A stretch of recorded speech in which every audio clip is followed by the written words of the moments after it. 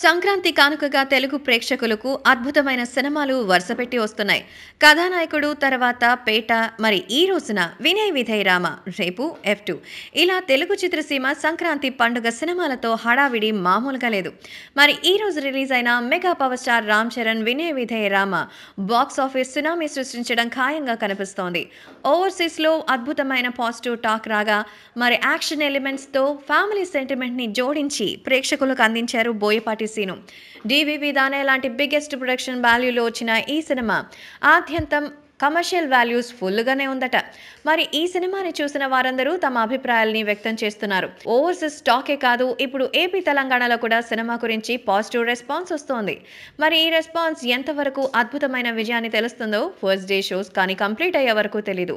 మరి దీనిపై కొణిదెల వారి కోడలు ఉపాసన కామినేని తన అభిప్రాయాన్ని వ్యక్తం చేశారు. సో చరణ్తో పాటు తన సోషల్ మీడియాలో ఎప్పటికప్పుడు అప్డేట్స్ అందించే ఉపాసన తన భర్త చరణ్ సినిమాపై తన అభిప్రాయాన్ని వ్యక్తం చేశారు.